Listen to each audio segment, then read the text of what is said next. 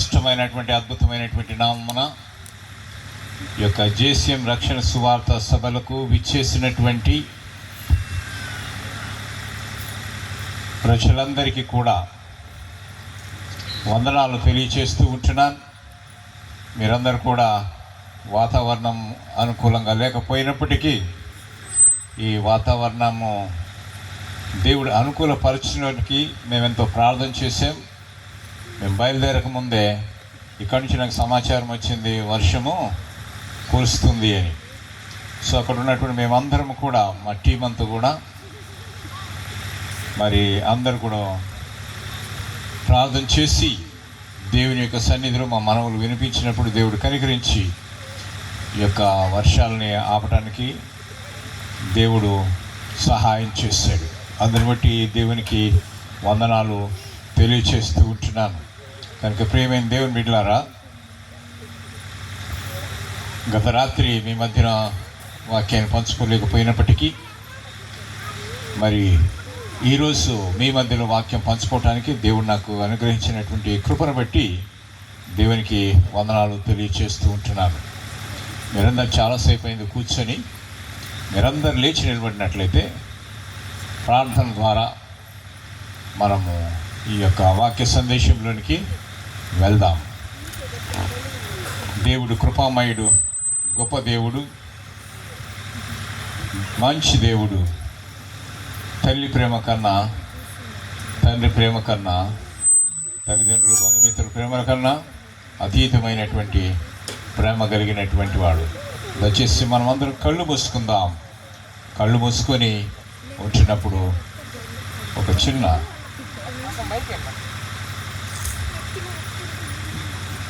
దేవుడు మన మధ్యన సంచారం చేస్తూ ఉంటున్నాడు. పరిశుద్ధాత్మ దేవుని మన మధ్యకు ఆహ్వానిస్తాం. పరిశుద్ధులైన దేవా, నీకు వందనాలు, స్తోత్రాలు చెల్లిస్తూ ఉంటున్నాం. ఈ రాత్రికాల సమయంలో ఈ పాత ఈ యొక్క మా గ్రామానికి, త్రిపురాపురం గ్రామానికి మమ్మల్ని నడిపించేందుకే మీ స్తోత్రాలు. నీ బిడ్డలందరూ కూడా ఎంతో ఆశతో నువ్వు వచ్చి ఉంటున్నారు. వాళ్ళ హృదయాలు ఎరిగినటువంటి దేవానికి వందనాలు, స్తోత్రాలు చెల్లిస్తూ ఉంటున్నాం. ఈ సమయంలో మీరే మాతో మాట్లాడమని మీ సందరి వేడుకొని ప్రార్థన చేస్తున్నాం. వినగలిగిన చెవులను, గ్రహించగలిగిన మనస్సును, స్వీకరించగలిగినటువంటి మనస్సును మీరు మాకు అనుగ్రహించమని వేడుకుంటున్నాం. ఈ రాత్రికాల సమయంలో మీరు అనేకమైనటువంటి అద్భుత కార్యాలు, ఆశ్చర్య కార్యాలు మీరు జరిగించబోతున్నందుకై నీకు స్తోత్రాలు చెల్లిస్తూ ఉంటున్నాము. ప్రభా, మా కన్న తండ్రి అయిన దేవా, నీకు స్తోత్రాలు. నేను మహిమపరిచి గణపరిచి మీకే సమస్తమైన ఘనత, మహిమ, ప్రభావం చెల్లిస్తున్నాం.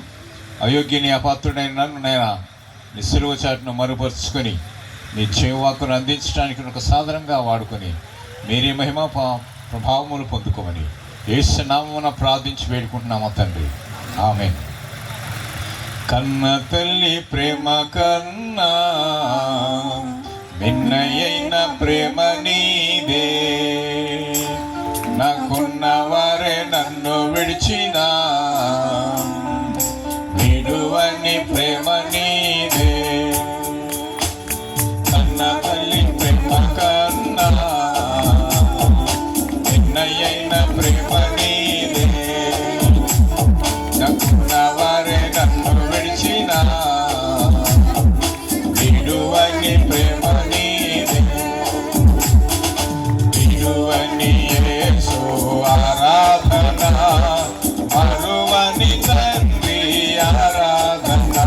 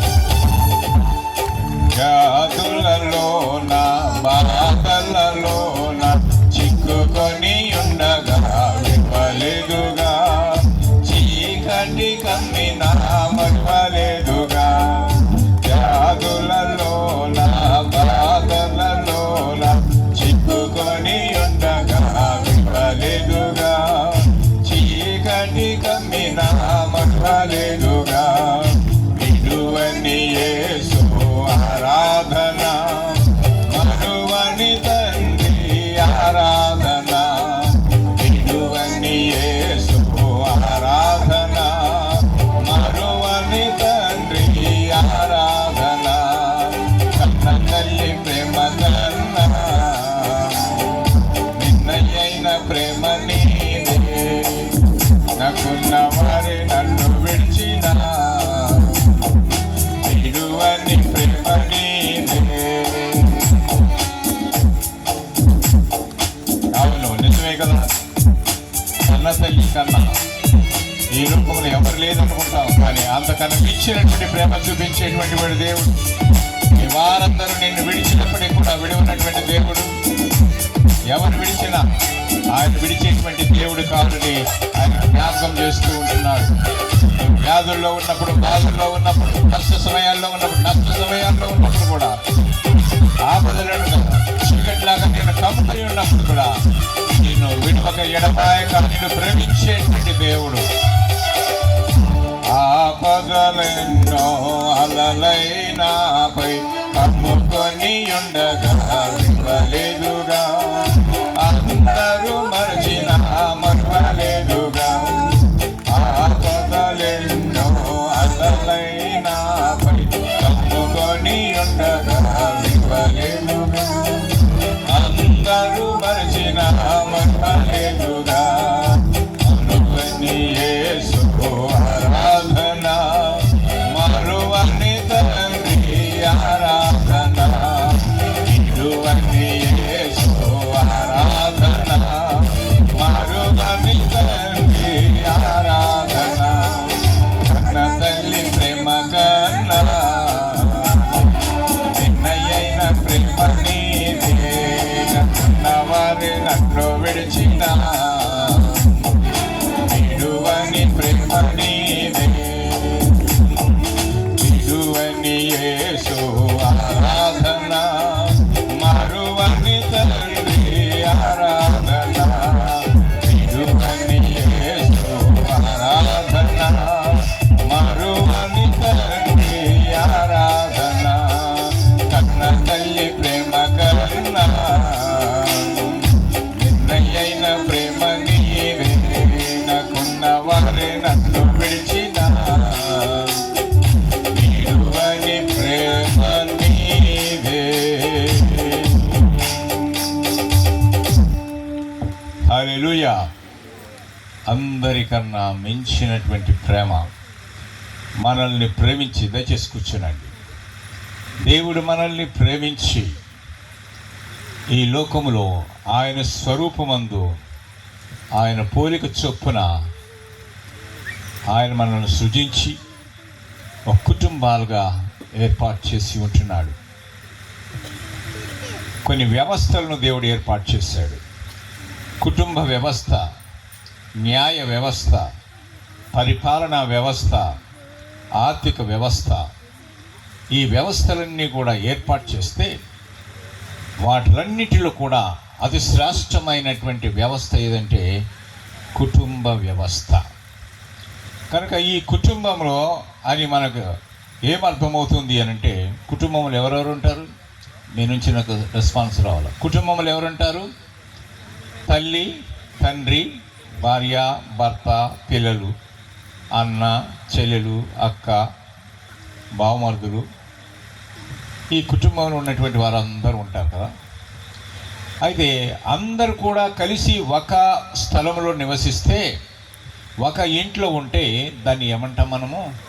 ఉమ్మడి కుటుంబం అంటాం. మామూలుగా భార్య, భర్త, పిల్లలు ఉండేది ఒక కుటుంబంగా తీర్చబడుతూ ఉంటుంది.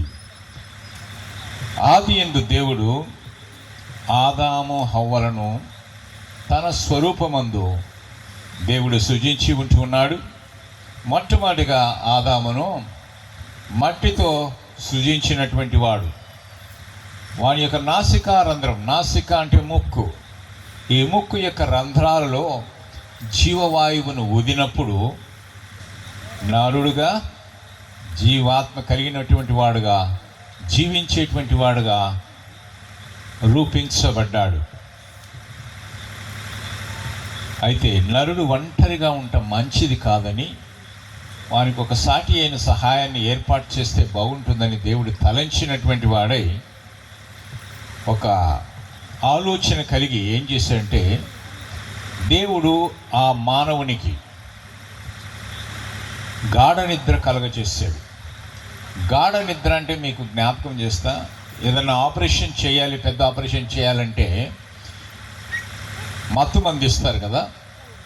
శరీరం కోతలు కోసేటప్పుడు మత్తు మంది ఇస్తే, లేకపోతే కానీ వాళ్ళు తట్టుకోలేరు. కాబట్టి దేవుడు అక్కడ ఏం కనిపిస్తున్నాడు, ఎలా కనిపిస్తున్నాడు అంటే అనెస్థీసియస్ట్గా కనిపిస్తున్నాడు. అంటే మత్తు ఇచ్చేటువంటి డాక్టర్గా కనిపిస్తున్నాడు. గాఢ నిద్ర కలుగజేసి వాని ప్రక్కటెముక నుంచి ఒక ఎముక తీశాడు. ప్రక్కటెముక తీయాలి అంటే ఆపరేషన్ చేయాలి కదా. అంటే ఆపరేషన్ చేస్తున్నప్పుడు మరి ఏ విధంగా కనిపిస్తున్నాడు దేవుడు? సర్జన్గా కనిపిస్తున్నాడు. శస్త్రచికిత్స చేసేటువంటి దేవుడు. ఎముకను తీసిన తర్వాత దాన్ని నిర్మిస్తున్నాడు ఒక స్త్రీగా. ఎముకను తీసేటువంటి వారు ఎవరంటే ఆర్థోపెడిక్ డాక్టర్, ఎముకల స్పెషలిస్ట్. మనం చూస్తాం చాక్ పీస్తో చాలామంది, కొంతమంది నిపుణులైనటువంటి వారు చాక్ పీస్ను మంచి బొమ్మగా తయారు చేస్తారు. దాన్ని చాక్ పీస్ మనకు తెలుసు కదా, బోర్డు మీద రాసే చాక్ పీసు తెల్లగా ఉంటుంది.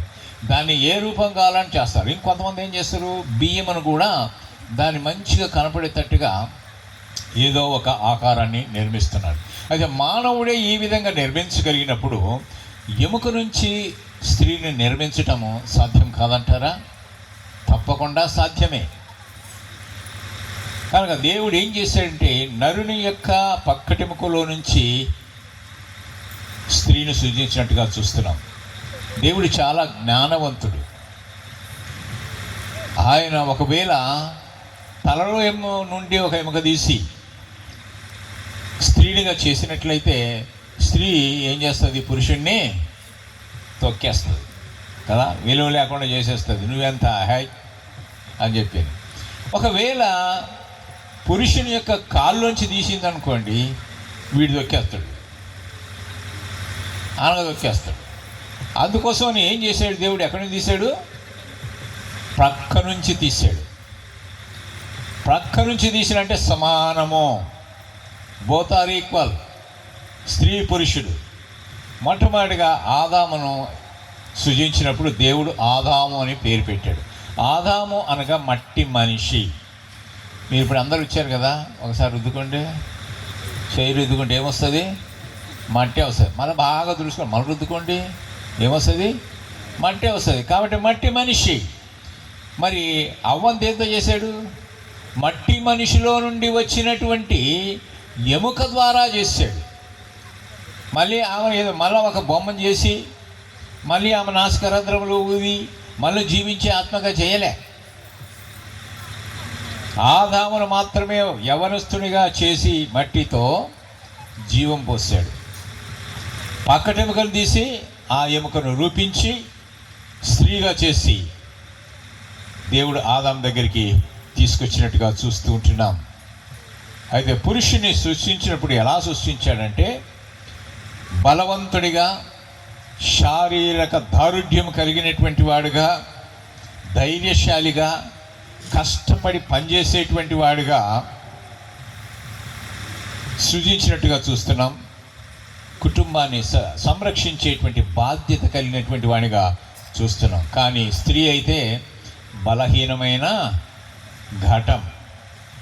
పురుషునికి సహాయకురాలుగా, కష్ట సుఖాల్లో పాలు పంచుకునేటువంటిదిగా, పురుషుని మీద వాంఛ కలిగినటువంటిదిగా, పురుషునికి సహాయకారినిగా, సంతాన ఉత్పత్తి కారకురాలుగా దేవుడు స్త్రీని నిర్మించాడు. వారిద్దరిని కలిపినప్పుడు వారు ఏక శరీరం అయ్యారంటున్నాడు. భార్యాభర్తలుగా తీర్చబడ్డాడు. అందుకనే పెళ్ళి అయిపోతుండగానే ఏమైపోతుంది? అమ్మాయి ఎవరిని వదిలిపెట్టేస్తుంది? పేరెంట్స్ కదా, తల్లిదండ్రులు వదిలిపెట్టి ఎవరితో వస్తుంది? చేసుకున్న భర్తతో వస్తుంది.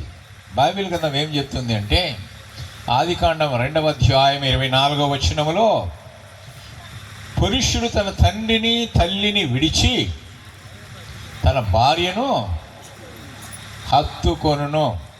అంటే వారు కలిసి ఉంటారు.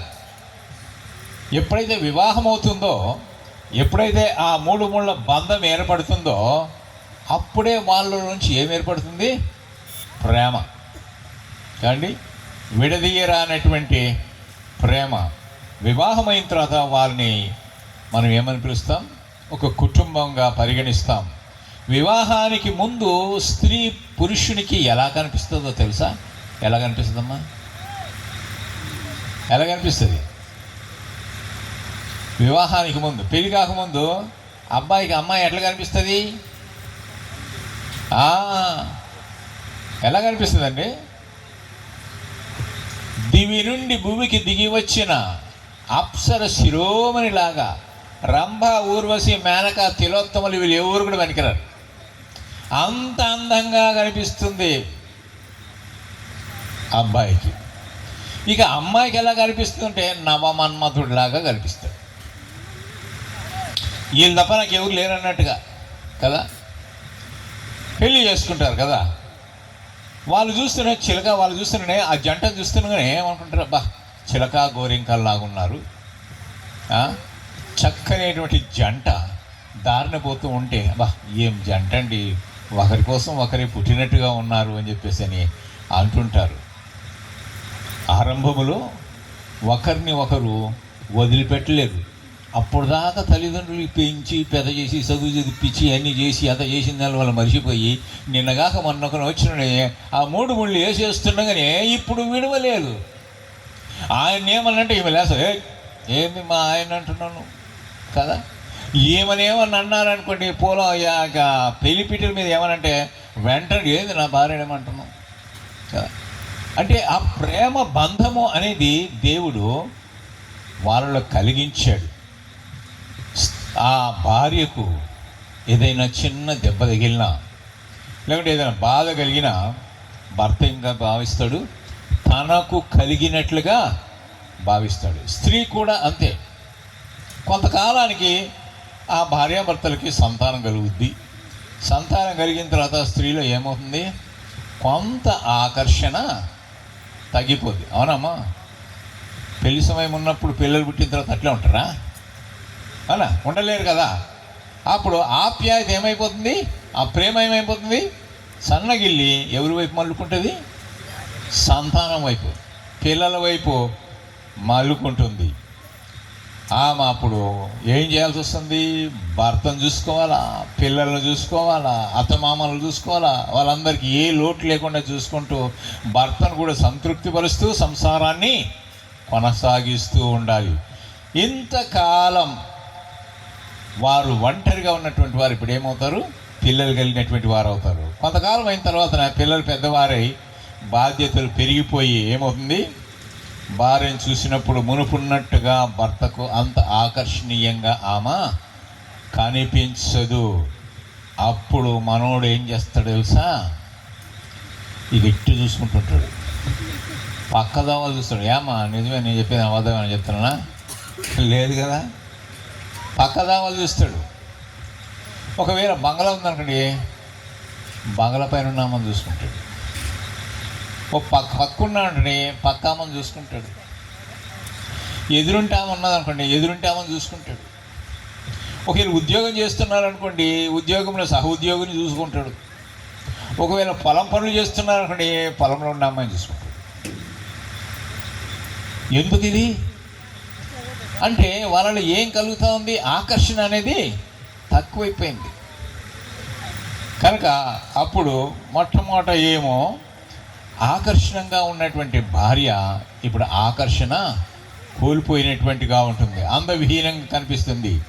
కనుక వారికి అనవసరంగా ఏమీ అవసరత లేకపోయినా ఆ అమ్మాయి దగ్గరికి వెళ్ళి సహాయం చేస్తారు. అప్పుడు అనుకుంటా, బా ఎంత మంచోడండి నాకు హెల్ప్ చేయడానికి వస్తారు. ఇట్లా హెల్పింగ్ హెల్పింగ్ హెల్పింగ్ ఏమైపోయింది? హెల్పింగ్ అయిపోయింది కదా. సహాయం చేస్తూ అడిగినా అడగకపోయినా కానీ ముందుగానే పోయి ఆయన సహాయం చేసేది. అలాగా స్నేహం మెల్లగా మెల్లగా డెవలప్ చేసుకొని ఏం చేసుకుంటారు వాళ్ళు? ఏమిట్లో పడిపోతారండి? ఎల్వో వెయ్యిలో పడిపోతారు కదా. భార్యను వదిలిపెట్టి దేంట్లో పడతారు? లవ్లో పడిపోతారు. ఇక అప్పటి నుంచి మొదలు పెడతాడు ఇప్పుడు భార్యను వేధించటం. కొట్టటం, తిట్టటం, నానా బాధలు పెట్టడం మొదలు పెడుతుంది. ఒకవేళ ఆలస్యంగా వచ్చినాడు, ఎందుకు ఆలస్యమే వచ్చింది, నేను నీకు చెప్పాలా, అంత అవసరమా నీకు, ఎక్కడ పోయేసింది, ఇటుకు వచ్చినానా లేదా అని చెప్పేసి కసురుకుంటూ ఉంటారు అండి. ఇలా భార్యతో ప్రవర్తిస్తుంటే అక్కడేమో ప్రేమాయణము నడిపిస్తుంటాడు. ఇవన్నీ తెలిసిన తర్వాత ఒకసారి భార్యకు అనుమానం వచ్చి, ఎందుకు ఇట్లా చేస్తున్నావు, స్త్రీతో అక్రమ సంబంధం పెట్టుకున్నావు కదా, నాలో లేనిది ఆమెలో ఉన్నది ఏంది, ఇదే ప్రశ్న వేస్తారు ఆడవాళ్ళు. అనగా నాలో లేనిది దాంట్లో ఉన్నది ఏంది. అప్పుడు అంటాడు, అందంగా ఉంది, అందంగా ఉంటే నన్ను అప్పుడు ఎందుకు చేసుకున్నావు, నేను అందంగా లేనా అంటే వాళ్ళ ముందు ఇంకా కొట్లాట్లు మొదలవుతాయి.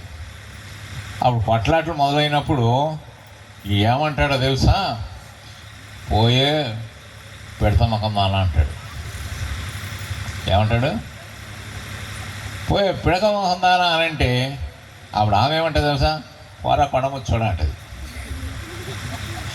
ఇలా ఒక్కరు ఏం చేసుకుంటారు, తిట్టుకోవడం మొదలు పెట్టుకుంటారు. ఈ తిట్టుకోవడం, అరుచుకోవడం చూస్తుంటే పిల్లల మధ్యలో బలైపోతుంటారు. ఏది మా అమ్మ నాన్న ఎట్టు తిట్టుకుంటుంటారు, ఇట మాట్లాడుకుంటుంటారు. ఇక ఈ అత్తమామలు వాళ్ళని ఇంకా సర్దుమనచడానికి ప్రయత్నాలు చేస్తూనే ఉంటారు. కానీ ఫలితం లేకుండా పోతుంది. చూసారండి, అటువంటి వారు ఎవరైనా, ఈ విధంగా ప్రవర్తించేటువంటి వారు ఎవరైనా కానీ ఇక్కడ ఉన్నటువంటి వారిలో ఉన్నారా? ఒకవేళ అటువంటి వారు ఎవరైనా కానీ ఇక్కడ ఉన్నారంటే, ప్రేమైన సహోదరుడా, సహోదరి, మీరు చేస్తున్నది తప్పు. అలా చేయకూడదు. దేవుడు నీకు ఇచ్చినటువంటి వ్యక్తిని నీవు ప్రేమించాలి, ఆ వ్యక్తికే నువ్వు కట్టుబడి ఉండాలి. ఎందుకంటే నీకు ఇచ్చినటువంటి భార్య నీకు అతి ప్రియమైనటువంటి లేడీ. ఆమెలాగా ఇంకొకరు ఎవరు ఉండనే ఉండరు. ఆమె ప్రత్యేకత ఆమెదే.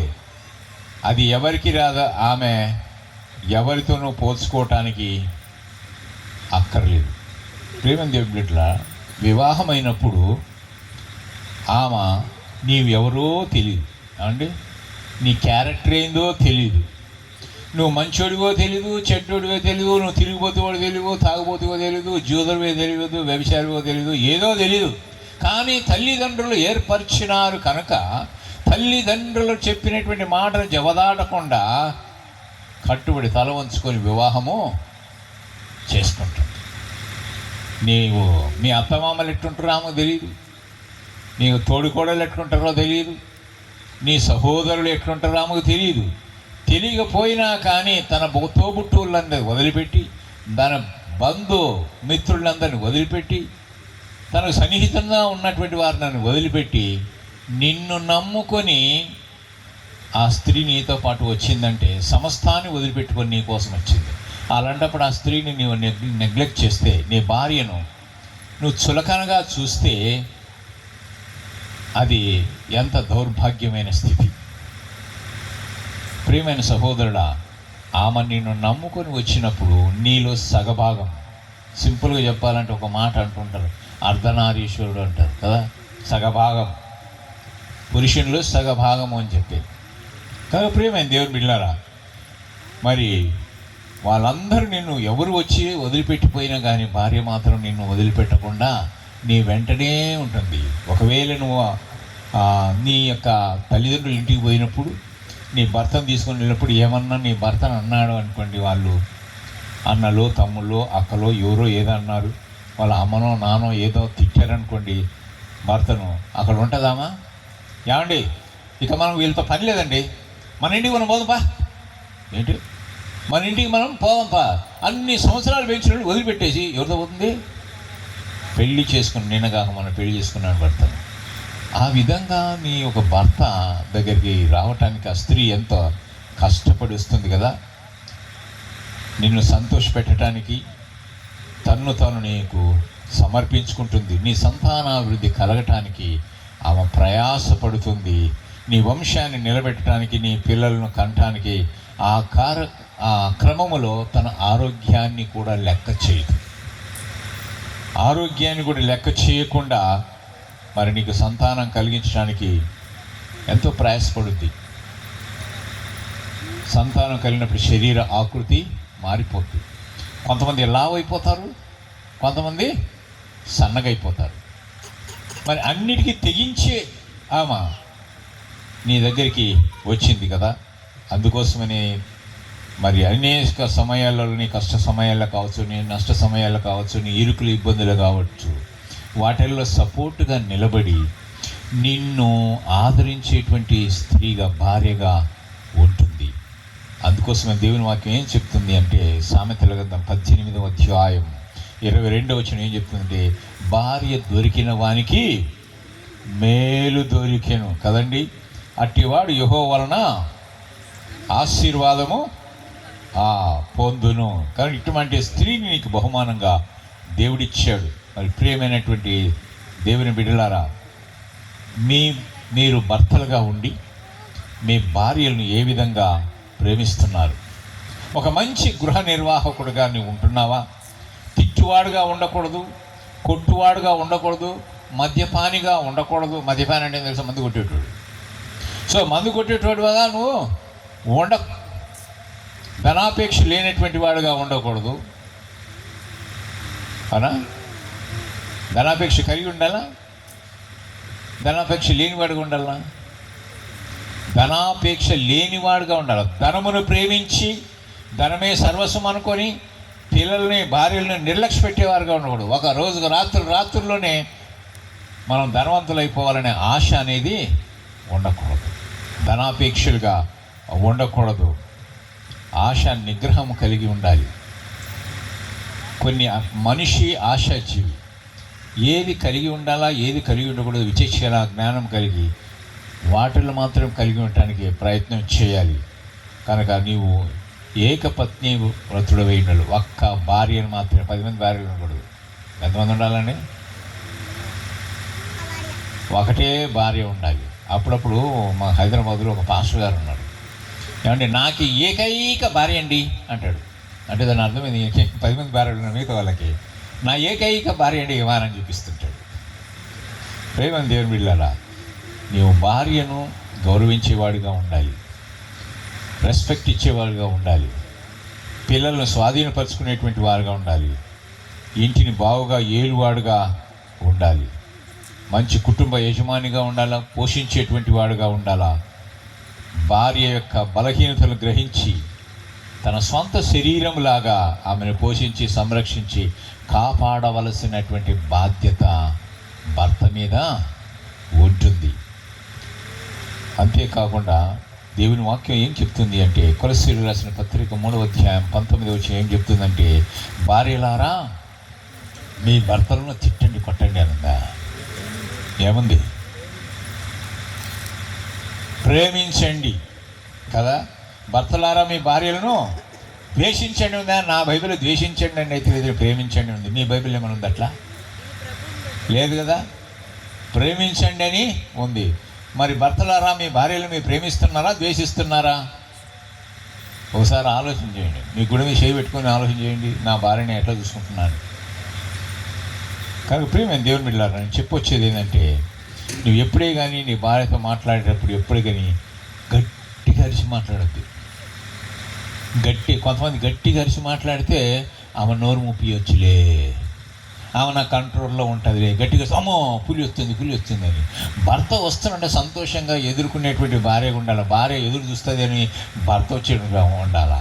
ఆ విధంగా ఉండకుండా ఏదన్నా మాట్లాడితే కుయ్యి అంటే కసురుకునేటువంటి వాడుగా ఉంటే ఎందుకు దొరికింటారా బాబు ఇటువంటి భర్త అనే విధంగా ఉండకూడదు. ఎందుకంటే నీ భార్యను గురించి ఇతరుల వద్ద ఎప్పుడే కానీ చెడ్డగా మాట్లాడవద్దు. నీ భార్యతో పంచుకోవాల్సినటువంటి ప్రేమను, ఆప్యాయతను నీవు ఇతరులతో పంచుకోకూడదు. అలాగా నువ్వు పంచుకుంటున్నావంటే నీవు ఏమి చేస్తున్నావంటే తప్పు చేస్తూ ఉంటున్నావు. అది వ్యభిచారం కిందికి అవుతుంది. మత్తయి సువార్త 5వ అధ్యాయం 28వ వచనంలో యేసు ప్రభువు వారు మాట్లాడటం ఏమంటాడు తెలుసా? ఒక స్త్రీని మోహపు చూపుతో చూచువాడు ప్రతివాడు అప్పుడే తన హృదయంలో ఆమెతో పాపము చేస్తున్నాడు, వ్యభిచారం చేసిన వాడు అవుతున్నాడు. కనుక మోహపు చూపు అనేది ఉండకూడదు. ఇతర స్త్రీలతో ఎప్పుడే కానీ నీ భార్యను పోల్చవద్దు. ఆమె సన్నగా ఉంది, ఆమె నాజుగ్గా ఉంది, ఆమె ఎట్లా నడుస్తుందో చూడు, ఆమె వేషధారణ ఎట్లా ఉందో చూడు, ఎంత స్టైల్గా నడుస్తుందో చూడు, ఆమె చూడండి అని చెప్పి ఎప్పుడైనా ఆమె నువ్వున్న ఎదుగు పనికి వస్తావు అని చెప్పేసి అని ఆమెతో పోల్చే విధంగా భార్యను ఇప్పుడు పోల్చకూడదు. ఒకవేళ నీకు ఆమెనే సరి అయిన జోడి ఉంటే దేవుడు ఆమెనే నీకు ఇచ్చేటోడు. కానీ ఆమెను ఇయ్యకుండా నీకు ఏమని ఇచ్చినాడు అని అంటే ఏమే నీకు సరి అయిన జోడు. అది నువ్వు గుర్తించాలి. నీ భార్యతో ఎప్పుడే కానీ సాధు గుణము కలిగి మృదువుగా మాట్లాడేటువంటి స్వభావము కలిగిన మృదువుగా మాట్లాడేది, ఎప్పుడు చిరాకుగా ఉండేటువంటి విధంగా ఉండకూడదు. ఎఫెసీయులకు రాసిన పత్రికలో 4వ అధ్యాయం 2వ వచనంలో ఏం చెప్తున్నాడు అంటే, ప్రేమతో ఒకరినొకరు సహించుకోండి. ఎప్పుడైనా భార్య తప్పు చేయొచ్చు, భర్త తప్పు చేయొచ్చు, కొన్ని మనస్పర్ధలు రావచ్చు. అలాంటప్పుడు ఏం చేయాలి? ఒకరినొకరు క్షమించుకోవాలి. క్షమించుకునేటువంటి స్వభావం మనలో ఉండాలని దేవుడు జ్ఞాపకం చేస్తున్నాడు. నీ భార్యకు ఏది కూడా నీవు దాచిపెట్టద్దు. పురుషులరా జ్ఞాపకం చేసుకోండి, ఏది దాచిపెట్టద్దు. ఆమెకు రహస్యమైనది ఏది ఉండకూడదు. అలాగనే స్త్రీకి కూడా ఏ రహస్యమైనది ఉండకూడదు. అంత భర్తకు తెలిసి ఉండాలా.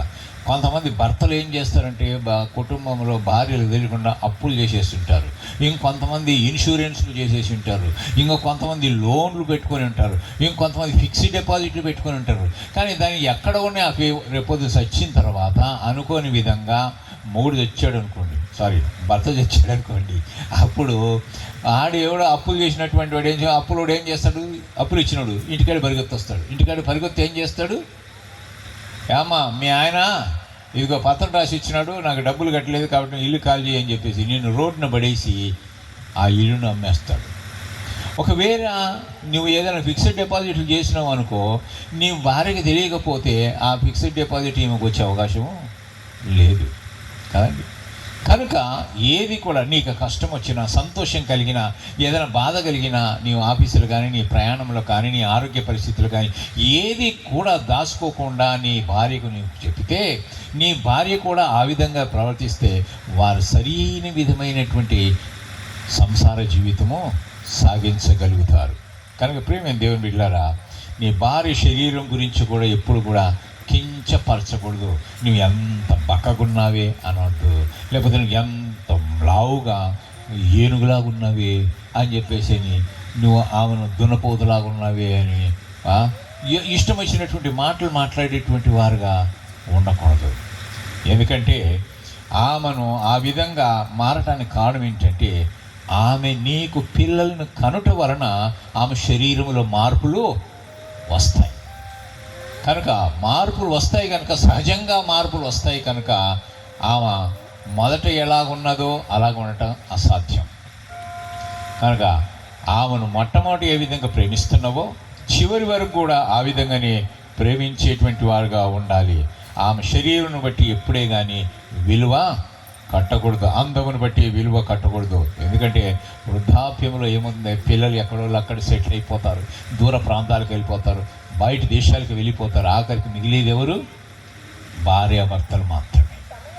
కనుక భార్యాభర్తలు అన్యోన్యమైన జీవితం కలిగి ఉండాలి. ఎందుకంటే ఆమె నీలో సగభాగము అని దేవుని వాక్యం సెలవిస్తుంది. చూడండి, ఎఫెసీయులకు రాసిన పత్రిక 5వ అధ్యాయం 29వ మనుషులు ఏమంటున్నాడే, పురుషులు తమ సొంత శరీరం వలన తమ భార్యలను ప్రేమింప బద్ధులై ఉంటున్నారు. భార్యను ప్రేమించువాడు తనను తాను ద్వేషించుకున్నవాడు అని ఉందా? ఏముందండి? ప్రేమించుకొనుచున్నాడు అని. కనుక బహిరంగంగా ఎప్పుడే కానీ ఇతరుల ముందు నీ భార్యను తిట్టొద్దు. ఎందుకో నీ గొప్పతనం చూపించుకోవటానికి కోసమని నా భార్య నాకు భయపడుతుంది అని చెప్పి నీ తెలియజేయాలని భార్యను గట్టిగా రా అది తీసుకో, అది తిట్టేటువంటి వారుగా ఉండకూడదు. కొంతమంది ఆ పెత్తనం చేయాలని చూస్తుంటారు. వాళ్ళు పోయినాక చూపిస్తుందా, ఏందో చాలా రేగిపోతున్నావు, నీ సంగతి చూసుకోమంటావా అంట కదండి. అవునా కదా? కనుక ఆ విధంగా చేసేటువంటి వారుగా ఉండాలి. బహిరంగంగా ఇతరుల ముందు నీ భార్యని ఎప్పుడు తిట్టవద్దు, అరవద్దు.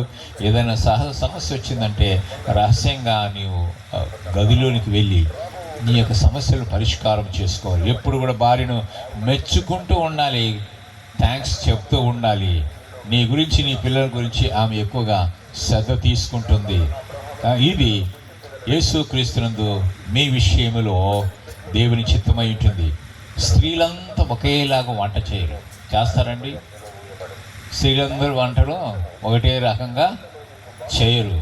ఒకసారి ఒక వివాహం అయింది, ఒక ఇద్దరికి వివాహం అయిపోయిన తర్వాత వాళ్ళు కొత్త కాపురం పెట్టారు. కొత్త కాపురం పెట్టిన తర్వాత ఏమైంది అని అంటే, మరి భర్త వచ్చేటప్పటికి ఈమె వంట చేసి పాపం భర్త వచ్చిన తర్వాత ఆ టేబుల్ మీద పెట్టి, యాండి నేను వంట చేశానండి తినండి అని చెప్పి కొసిరి పెడుతుంది. తినలేక ఆయన కూడా ఇంకా చాలు అని లేకుండా తింటూ ఉన్నాడు. అంత తిన్నాక పక్కకు పోయినాడు. ఇంకా అతను పక్కకు పోయిన తర్వాత ఏమి తినాలిగా మిగిలిపోయింది. తినేటప్పుడు చూసి ఎట్లా ఉంది తెలుసా? ఉప్పు రోజు కషంగా ఉన్నది, నోట్లో పెట్టుకోలేక అని చూసేసింది. ఏంది ఇంత కషం ఉంటే ఈయన తిన్నాడు పోయాడు, ఏంటండి ఇంత కషం ఉందని చెప్పకుండా మీరు అంత తిన్నారంటే, ఆయన అంటాడు, నువ్వు ఏది చేసి నాకు అమృతంలాగా ఉంటుంది అన్నప్పుడు అతని చెప్పినటువంటి మాట ఏమైనా మార్చేసింది. అయితే నా భర్తను నేను సంతోషపెట్టాలని నేను వంట నేర్చుకోవాలి, ఆమెకు వంట రాదు. అప్పుడు ఏం చేసింది, యూట్యూబుల్లో కొట్టడము, అమ్మకు ఫోన్ చేయటము, వాళ్ళకు ఫోన్ చేయటం, వీళ్ళకు ఫోన్ చేయటం, కారం ఎప్పుడు వేయాలా, ఉప్పు ఎప్పుడు వేయాలా, ఎంత వేయాలా, ఏం సంగతి అని అప్పుడు నేర్చుకొని వంట చేయటం మొదలుపెట్టింది. కనుక ప్రేమేంటి దేవుని బిడ్డలారా, మరి అందరూ కూడా ఒకే రకంగా వంట చేయరు. అమ్మ ఏం చేస్తుంది, రోజుకు 3 సార్లు ఏమండి సంవత్సరం అంతా జీవితాంతం కూడా వంట చేస్తూనే ఉంటుంది కదా. ఎప్పుడే కానీ నీ రక్త సంబంధులను, నీ తోబుట్టువులను నీ భార్యతో ఎప్పుడు కూడా పోల్చవద్దు.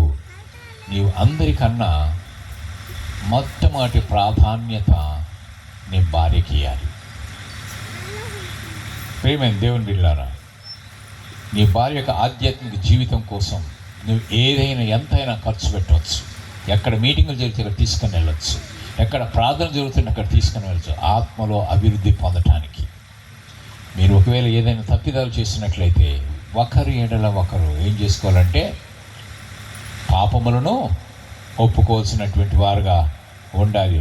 నీ భార్యతో సరదాగా ఆటలు ఆడేటువంటి వాడుగా ఉండాలి, సమయాన్ని గడిపేటువంటి వాడుగా ఉండాలి. ప్రసంగి గ్రంథం ఏం చెప్తుంది అని అంటే 9వ అధ్యాయం 9వ వచనంలో, దేవుడు నీకు దయచేసిన వ్యర్థమైన నీ సమయాన్ని ఏం చేయాలంట, నీవు ప్రేమించి నీ భార్యతో సుఖించుమని.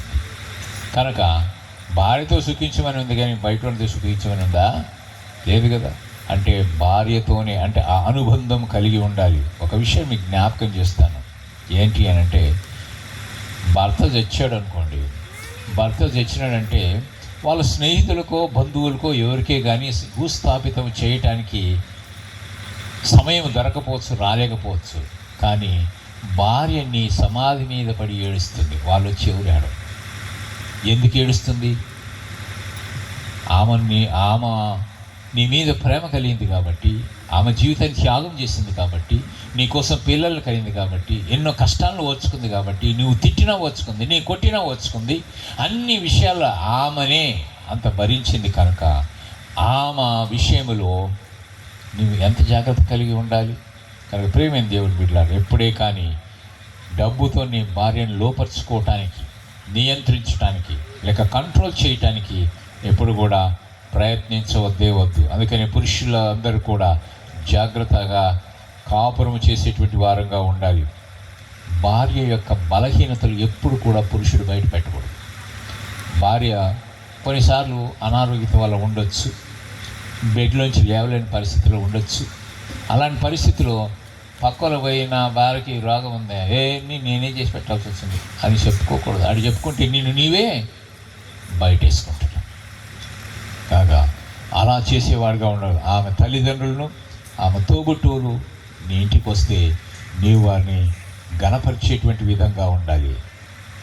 ఆమెను నీ జీవితం ఎంతగా ప్రేమిస్తున్నావో నీవు చెప్పే దాంట్లో వెనుకంచి వేయదు. ఒకసారట ఒక ఆయన ఏం చేశాడు, మంచిగా వేసుకున్న మంచిగా మందు వేసుకొని ఏమంటున్నాడు, తలుపు కాడికి వస్తే, my darling, I love you, I love you so much, you are so beautiful అని అంట.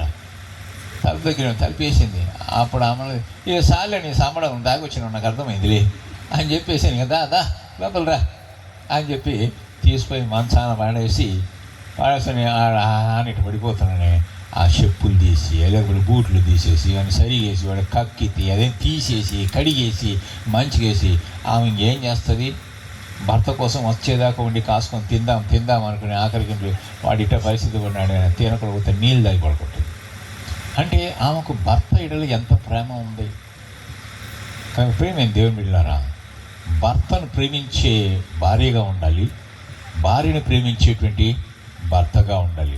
ఒక మంచి తండ్రిగా నీవు పిల్లల్ని క్రమశిక్షణలు పెట్టేటువంటి వారుగా ఉండాలి. నీ పిల్లలు ఎప్పుడే కానీ కృంగిపోయిన పరిస్థితులు ఉండే విధంగా మీరు మాట్లాడకూడదు. ఎప్పుడే కానీ నీ పిల్లల్ని ప్రేమించినట్టు ఎప్పుడు చావు కోరుకోవద్దు. కొంతమంది అంటున్నారు, నువ్వు సస్తే బాగుంటారా, నా కడుపుని చెడబుట్టినవరా అంటుంటుంది. అట్లా అనేటువంటి మాటలు అన్నీ అనకూడదు. నిన్ను ప్రేమించి దేవుడి సంతానాన్ని అనుగ్రహిస్తే ఆ సంతానాన్ని నువ్వు ఈ విధంగా మాట్లాడటం మంచిది కాదు. కనుక ప్రేమ దేవుని బిడ్డలారా, ఎప్పుడే కానీ మనకు దయచేసినటువంటి పిల్లలు వారు మనకు దేవుడిచ్చినటువంటి దానం. నిజమైనటువంటి తండ్రి ఏం చేస్తాడంటే తన పిల్లల కోసం ఏం సమకూరుస్తాడు, ఆస్తిని సమకూర్చి పెట్టేటువంటి వాడుగా ఉంటాడు, బాధ్యత కలిగినటువంటి వాడుగా ఉంటాడు. కనుక మరి పిల్లలు కూడా ఏం చేయాలి, తమ తల్లిదండ్రులను చూసుకునే పరిస్థితుల్లో ఉండాలి. కొంతమంది ఏం చేస్తారంటే పంచుకుంటుంటారు. ఇదిగో అమ్మని నీ దగ్గర పెట్టుకో, మా నాయన నేను పెట్టుకుంటా, ఈడ నువ్వు ఒక 3 నెలలు పెట్టుకో, నేను ఒక 3 నెలలు పెట్టుకుంటా. 3 నెలలు అయిపోయిన తర్వాత ఆయన ఆడి చేస్తా, ఆమె ఈడి చేస్తా. అంటే భార్యాభర్తలు ఏం చేస్తున్నారు, విడదీస్తున్నారు. ఆ విధంగా ఉండకూడదు. ఇంకొంతమంది ఏం చేస్తారు తెలుసా, భార్య మాటలు విని ఆముంటే నేను వండ, ఏముంది, ఆముంటే నేను వండ, మా అమ్మకి తింటాడు. ఈడేం చేస్తాడు, ఇక భార్యను ఎక్కువ ప్రేమిస్తాడు కదా, అందుకోసమే అమ్మ తీసుకుపోయి ఏం చేస్తున్నాడు తెలుసా, అనాథాశ్రయాలలో, లేకుంటే రోడ్డు మీద వదిలిపెట్టడము, లేకుంటే మార్కెట్లో వదిలిపెట్టడము, లేకుంటే బజార్లో వదిలిపెట్టడము. ఏదో ఇప్పుడే వస్తానమ్మా, కొనుక్కొని వస్తా అని చెప్పి వదిలిపెట్టి వెళ్ళిపోయిన కొంతమంది హైదరాబాద్లో చూస్తాం కొంతమంది. కనుక ప్రేమే దేవుని బిడ్డలారా, ఆ విధంగా కాకుండా మీ పేరెంట్స్, మీ తల్లిదండ్రుల్ని మీరు ప్రేమించేటువంటి వారుగా మీరు ఉండాలని జ్ఞాపకం చేస్తున్నాను. భర్త విజయానికైనా పరాజయానికైనా భార్యే కారణం. కనుకనే భార్యను ఏమంటారు తెలుసా, ఇంటికి దీపం ఏం లాలు, చెప్పండి గట్టిగా, ఇల్లాలు కదా. ఇంటికి దీపం ఇల్లాలు. భక్తి కలిగినటువంటి కుటుంబంగా ఎల్లప్పుడూ ఉండాలి అంటే, నువ్వు ఆశీర్వదించబడేటువంటి కుటుంబంగా ఉండాలంటే నీ కుటుంబంలో ఎవరు ఉండాలా, దేవుడు ఉండాలా. దానికి బదులుగా ఈ రోజులలో, ఈ కాలములో, ఈ దినాలలో ఎలా ఉంటుందంటే కుటుంబంలో శాంతి లేదు, సమాధానం లేదు, వాళ్ళల్లో ఐక్యత లేదు. ఒకరి ఎడల ఒకరికి ఏముంటుందంటే మిస్అండర్స్టాండింగ్ కదా, అవగాహన లోపం. ఇంకొంతమందికి ఈగోయిజం ఉంటుంది, అహం అనేది ఉంటుంది. నువ్వు చదువుకున్నావు, నేను చదువుకున్నావు, నువ్వు సంపాదిస్తున్నావు, నేను సంపాదిస్తున్నా, నా డబ్బుల మీద నీకు అధికారం లేదు. కానీ ఒక బీరువాలనే 2 తలుపులు వచ్చినాయి కదా, ఇప్పుడు దీనికి ఒక తాళం, దీనికి ఒక తాళం. ఈమె పెట్టుకున్నటువంటి దాంట్లో ద్వారా బీరువాలో డబ్బులు ఏముంటాయో ఈయనకు తెలియదు, ఏమో పెట్టుకునే దాంట్లో ఉండేది ఈయనకు తెలియదు. ఎవరికి వారే యమునా తీరే అన్నట్టుగా వాళ్ళు ఆ విధంగా ఉండకూడదని మీకు జ్ఞాపకం చేస్తున్నాను. ఇంకోటి ఏంటో తెలుసా, కుటుంబాలు విచ్ఛిన్నం అవటానికి కారణం ఏంటంటే ఇదే అహం అనేది. తర్వాత తల్లిదండ్రుల ప్రమేయం అవుతుంది. తల్లిదండ్రులు ప్రతిదానికి దాంట్లో కలిసి వాళ్ళకు నీకు ఏదన్నా సలహా అడిగితే చెప్పే విధంగా ఉండాలి. కానీ మీరు అందులో దూరుకొని భార్యను ఎక్కించటము, లేదంటే భర్తను ఎక్కించటము, ఆ విధంగా నువ్వు చేస్తున్నట్లయితే ఆ కుటుంబం చిన్న భిన్నమైపోతుంది. కనుక ఆ విధంగా ఉండకూడదు. ఆ విధంగా కొన్ని కుటుంబాలు పాడైపోయి మనస్పర్ధలు వచ్చేసి ఆఖరికి విడిపోయే పరిస్థితులు వచ్చి కోర్టులకు కూడా వెళ్ళి విడాకులు తీసుకుంటున్నారు. కారణం ఏంటంటే వాళ్ళలో ఉన్నటువంటి అనైక్యత. ఇవన్నీ ఎందుకు వస్తున్నాయి అంటే వారి జీవితంలో, వాళ్ళ కుటుంబంలో, వాళ్ళ హృదయంలో ఎవరు లేరు? దేవుడు లేడు. యేసు ఉన్నటువంటి స్థలములో ఏముంటుంది? శాంతి ఉంటుంది, సమాధానం అనేది ఉంటుంది.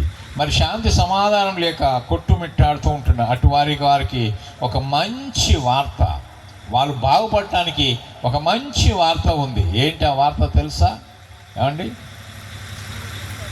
ఒక మంచి వార్త. ఎవరన్నా వినండి, ఇక్కడ అక్కడ చూస్తున్నారు. ఓరన్నా వినరన్నా ఓ మంచి వార్త, నీ జీవితాన్ని మార్చేది యేసయ్య వార్త. ఓరన్నా వినరన్నా ఓ మంచి వార్త, నీ జీవితాన్ని మార్చేది యేసయ్య వార్త. ఎంతకాలమో అర్థము లేని నీ జీవితం, ఇంకెంతకాలమో వ్యర్థమైన నీ జీవితం. ఎంతకాలమో అర్థము లేని నీ జీవితం, ఇంకెంతకాలమో వ్యర్థమైన నీ జీవితం. ఓరన్నా వినరన్నా ఓ మంచి వార్త, ఈ జీవితాన్ని మార్చేది యేసయ్య వార్త.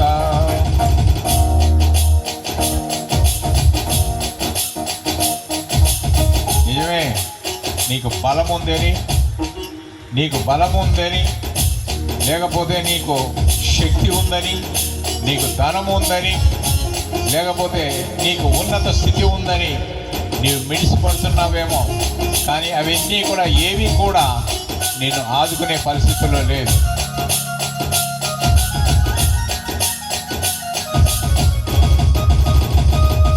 నీ బలమంతా పాడు చేసే వేశ్యలతో, సాతానికి ఈడ్చుకుపోయే పాపముతో, బలమంతా పాడు చేసే వేశ్యలతో, పాతాళానికి ఈడ్చుకుపోయే పాపముతో, తల్లి బోధలను మరచి తండ్రి ఆజ్ఞలను విడిచి, తల్లి బోధలను మరచి తండ్రి ఆజ్ఞలను విడిచి, బలముంది అని బోల్తా పడ్డావా?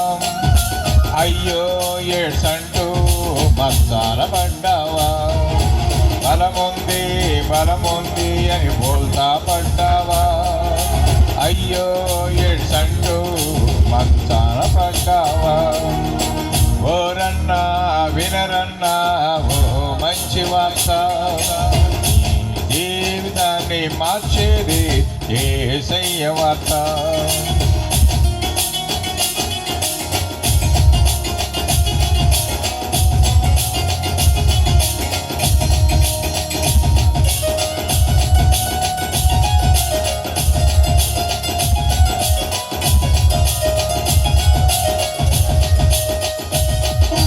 ధనమంతా పాడు చేసే కైనీళ్లతో, గౌరవ ఘనతలు గవినికి ఇచ్చే సారాయితో, ధనమంతా పాడు చేసే కైనీళ్లతో, గౌరవ ఘనతలు ఇవినికి ఇచ్చే సారాయితో, భార్య బిడ్డలను మరచి బజారు పాలు చేసి, భార్య బిడ్డలను మరచి బజారు పాలు చేసి, మత్తుగా ఉందని మైకంలో పడ్డావా? అయ్యో క్యాన్సర్ అంటూ మంచాన పడ్డావా? ఓరన్నా వినరన్నా ఓ మంచి వార్త, నీ జీవితాన్ని మార్చేది యేసయ్య వార్త.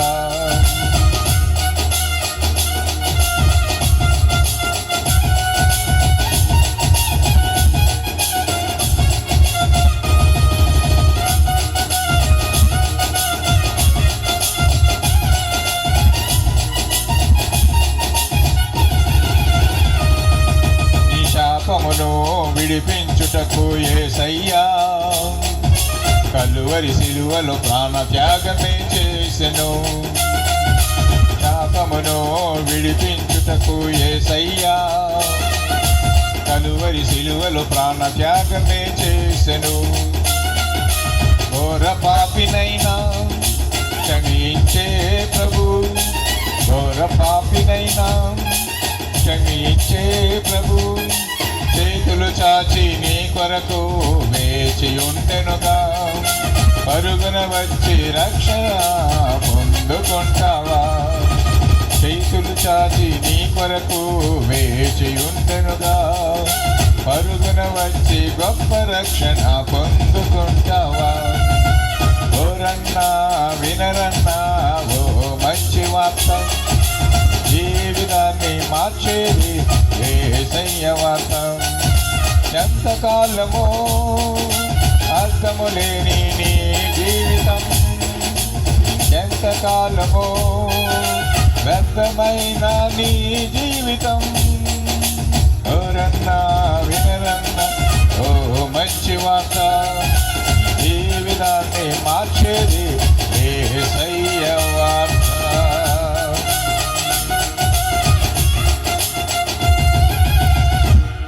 నిజమే కదా? విన్నారా? నీకు బలం ఉంది అని, శక్తి ఉందని, ఆరోగ్యం ఉందని నీవు నీ భార్యను కాకుండా పరాయి స్త్రీతో నువ్వు సంబంధం పెట్టుకుంటే ఆ వ్యభిచారంగా మారుతుంది. ఆ వ్యభిచారం అనే పాపము నిన్ను ఎక్కడ తీసుకెళ్తుంది తెలుసా? పాతాళానికి తీసుకెళ్తుంది. తల్లి చెప్పినా తండ్రి చెప్పినా వినకుండా నాకు బలం ఉందిలే అని చెప్పేసి నువ్వు బోల్తా పడి ఆఖరికి ఏం తెచ్చుకుంటున్నావు? నీవు ఎయిడ్స్ రోగం తెచ్చుకుంటే చివరికి నేను మంచాన పడినప్పుడు ఎవరు చూడరు, కానీ నీ భార్యే నీ దగ్గరికి వచ్చి నేను పట్టించుకుంటుంది. నీ భార్య నీ మంచంలో ఉంటే నీ అన్ని పరిస్థితులు చూస్తుంది. కనుక అటువంటి భార్య నువ్వు మర్చిపోయేటువంటి వాడుగా, విడిచేటువంటి వాడుగా ఉండకూడదు.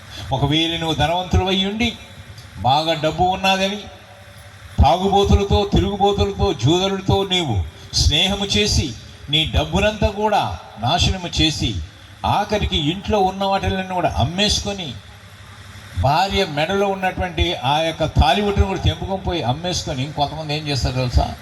బీరువాలో ఉన్న బట్టలు అమ్మేసుకుంటారు, ఇంట్లో ఉన్న డేక్షలు అమ్మేసుకుంటారు. ఎందుకు అని అంటే మత్తుకు అలవాటు పడిపోయి మత్తుగా ఉందని తాగి తిని ఏం చేస్తారండి, ఆఖరికి రోడ్డు పాలై తనకున్నటువంటి గౌరవ మర్యాదలన్నింటినీ కూడా పాడు చేసుకొని భార్య బిడ్డల్ని రోడ్డు మీదకి తీసుకొచ్చిన పరిస్థితులు.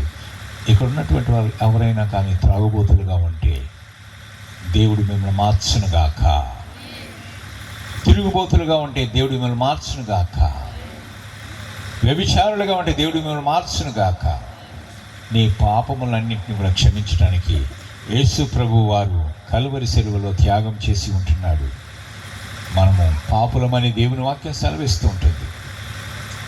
2026 సంవత్సరము ఇన్ని సంవత్సరాలు గడిచిన యేసు ప్రభు వారు జన్మించినటువంటి ఈ వార్త దేవుడు పాప మానవాళి కోసం చేసినటువంటి త్యాగాన్ని గుర్తించలేక పతనమై నశించి నరకానికి పోతూ ఉంటున్నారు. ఆయన ఎంత మంచివాడు అంటే కుంటివారికి కాళ్ళు ఇచ్చాడు, గుడ్డివారికి చూపించాడు, చెవిటి వారికి వినికిడిచ్చాడు, మోగవారికి మాటలు ఇచ్చాడు, ఊసి చేయగల వారిని బ్రతికించాడు, చనిపోయినటువంటి బ్రతికించాడు, ఊసి చేయగల వారిని బాగు చేశాడు. అటువంటి గొప్ప ప్రేమ కలిగినటువంటి దేవుడు నిన్ను నన్ను ప్రేమించి సర్వమును వదిలిపెట్టి ఈ లోకానికి వచ్చాడు. ఆ యేసయ్యను నీవు స్వీకరించాలని, నీ పాప భారమంతా కూడా ఆయన మీద వేసుకొని నీకు బదులుగా నీ స్థానములో ఆకాశానికి భూమికి మధ్యన సెలవు మీద 3 మేకులతో వేలాడబడి ఆఖరి రక్తం పొట్టు వరకు ఆయన కార్చి నీ కొరకు మరణించి మరణమును జయించి తిరిగి లేచి ఉంటున్నాడు. నీవు అనుకుంటున్నావా నేనేం పాపం చేశాను? కానీ దేవుని వాక్యం చెప్తుంది అందరూ పాపులే, ఏ భేదమును లేదు, అందరూ పాపము చేసి దేవుడు అనుగ్రహించు మహిమను పొందలేకపోతున్నారు. ఆడవారని, మగవారని, కులమని, మతమని, దేశమని, భాషని, రంగని ఏ భేదం లేకుండా అందరూ కూడా కామము, మోహము, లోభము, మదము, మాత్సర్యం, కుళ్ళు, కుతంత్రం, ఈర్ష్య, ద్వేషం. కానీ ఈ గుణాలకి మానవుడు బానిసైపోయి పాపిగా మారిపోయి దేవునితో ఉన్నటువంటి సంబంధాన్ని తెగించేసుకొని లోకములో కలిసిపోయినటువంటి నిన్ను ప్రేమిస్తున్నాడు. దేవుడు ప్రేమించేవాడు పాపులను ప్రేమిస్తున్నాడు, పాపాన్ని ద్వేషిస్తూ ఉంటున్నాడు. మరి నీకు ఒక సమయాన్ని దేవుడు ఇస్తూ ఉంటున్నప్పుడు మానవుని యొక్క జీవితము అంతలో వికసించి అంతలో వాడిపోయేటువంటి గడ్డి పువ్వు వంటిది. అవి దాని మీద కొంచెం ఎండ రాగానే ఇలాంటి గాలి కొడుతుండగానే ఏమైపోతుంది? అది వాడిపోతుంది, రాలిపోతుంది. వికసించి వాడిపోయినటువంటి గడ్డి వంటిది, పువ్వు వంటిది, నీటి మీద బుడగ లాంటిది, గోడ మీద ధూళి లాంటిది. అందుకని పువ్వు లాంటి నీ జీవితం అది ఎప్పుడు రాలిపోతుందో, నువ్వు ఎప్పుడు చనిపోతావో, ఎప్పుడు నీ ప్రాణం పోతుందో నీకు తెలియదు. కనుక నేడే రక్షణ దినమని దేవుడు జ్ఞాపకం చేస్తుంది. పువ్వు లాంటిది జీవితం రాలిపోతుంది, గడ్డి లాంటిది జీవితం వాడిపోతుంది. పువ్వు లాంటిది జీవితం రాలిపోతుంది, గడ్డి లాంటిది జీవితం వాడిపోతుంది. ఏ దినమందైనా, ఏ క్షణమైనా, ఏ దినమందైనా, ఏ క్షణమైనా రాలిపోతుంది నేస్తమా, వాడిపోతుంది నేస్తమా. పువ్వులాంటిది జీవితం రాలిపోతుంది, గడ్డి లాంటిది జీవితం వాడిపోతుంది.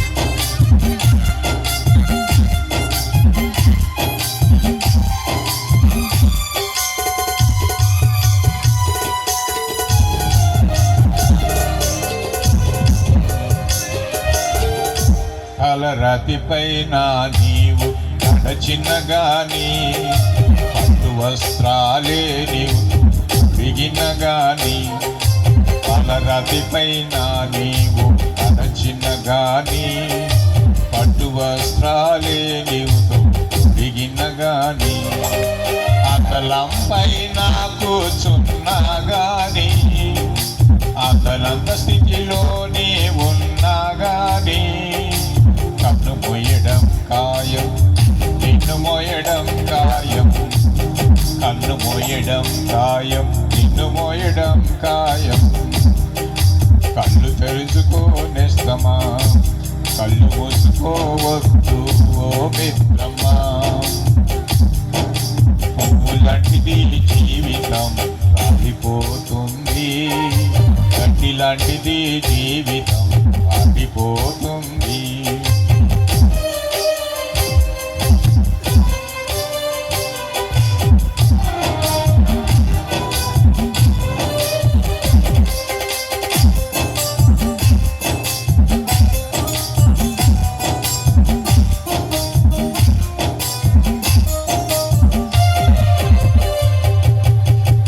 ఉన్నదని నీవు బ్రతికిన గాని, డబ్బుతో లోకాన్ని గడిపిన గాని, జ్ఞానమున్నదని నీవు బ్రతికిన గాని, డబ్బుతో లోకాన్ని గడిపిన గాని, జ్ఞానము నిన్ను తప్పించదు తెలుసా, డబ్బు నిన్ను రక్షించదు తెలుసా. మరణము రాకముందే, అది నిన్ను చేరకముందే, మరణము రాకముందే, అది నిన్ను చేరకముందే, పాపాలు విడువు నేస్తమా, ప్రభుని చేరు మిత్రమా. లాంటిది జీవితం వాడిపోతుంది, గడ్డి లాంటిది జీవితం వాడిపోతుంది. అవును, వీళ్ళలో మనం స్థిరమైనటువంటి ఏది లేదు. శరీరాన్ని మొదలుపెట్టి వెళ్ళిపోవలసినటువంటి వారమే. మన దేవుడు దయచేసి నీ ఆత్మ దేవుని దగ్గరికి వెళ్ళవలసిందే. నీవు భూమిని భూస్థాపితం కావాల్సింది, శరీరం కుళ్ళి పిషించి నశించిపోవాల్సింది.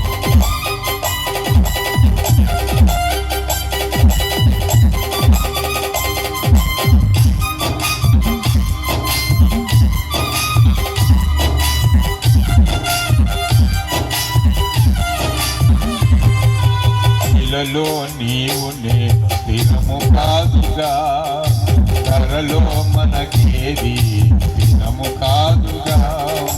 ఎంత సంపాదించిన వ్యర్థము తెలుసా, ఏది నీతో రాదని తెలుసా. పడిపోయి రాలక ముందే, ఎత్తి పారవేయక ముందే, పడిపోయి రాలక ముందే, ఎత్తి పారవేయక ముందే.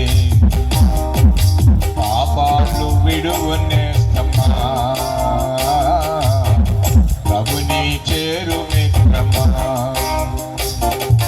పువ్వులాంటిది జీవితం వాడిపోతుంది, గడ్డి లాంటిది జీవితం వాడిపోతుంది. ఏ దినమందైనా ఏ క్షణమైనా, ఏ దినమందైనా ఏ క్షణమైనా రాలిపోతుంది నేస్తమా, వాడిపోతుంది నేస్తమా.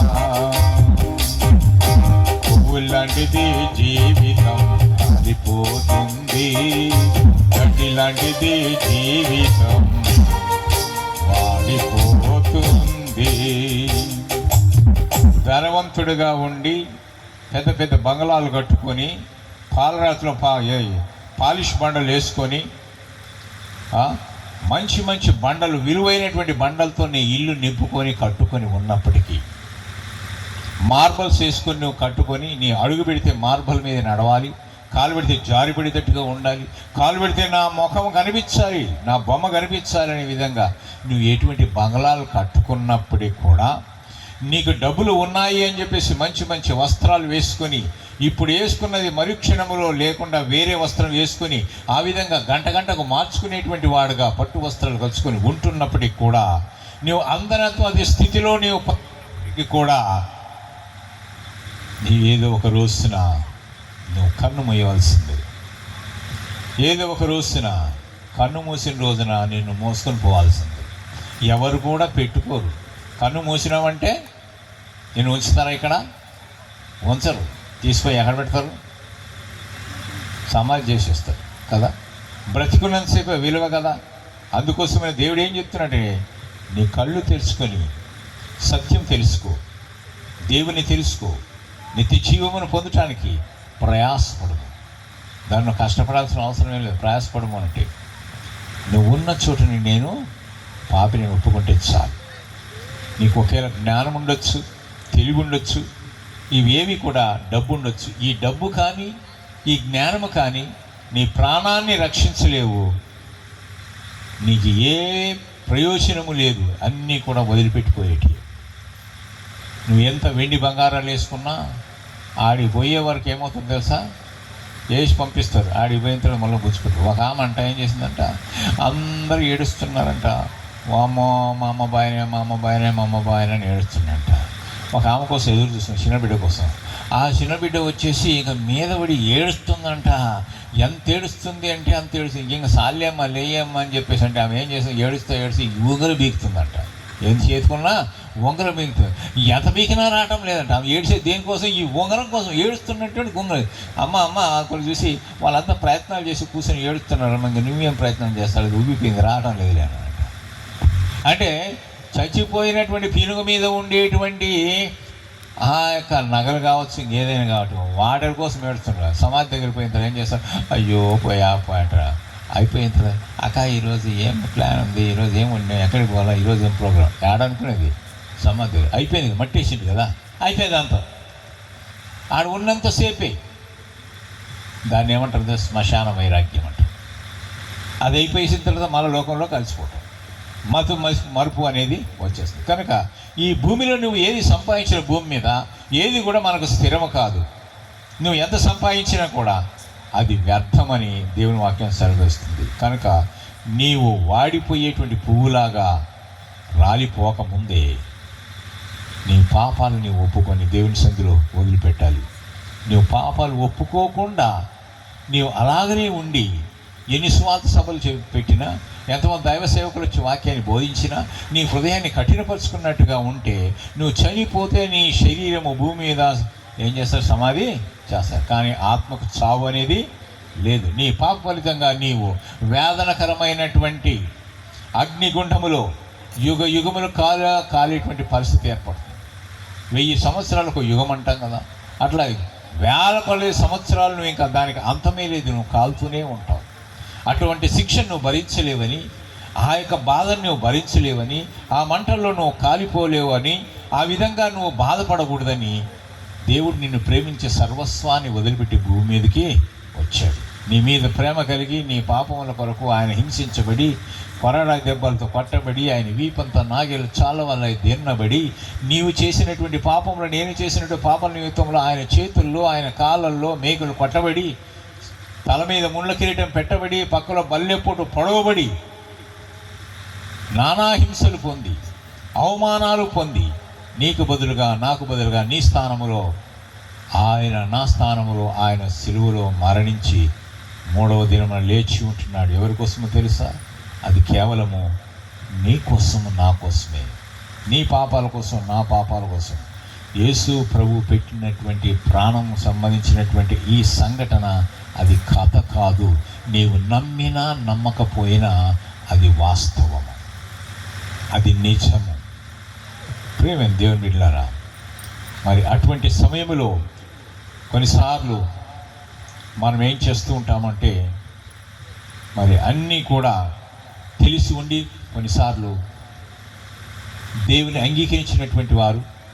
అంగీకరించినటువంటి వారికి కూడా కొన్నిసార్లు కష్టాలు వస్తాయి, నష్టాలు వస్తాయి, బాధలు వస్తాయి, శ్రమలు వస్తాయి, అవమానాలు వస్తాయి, అపనిందలు వస్తాయి.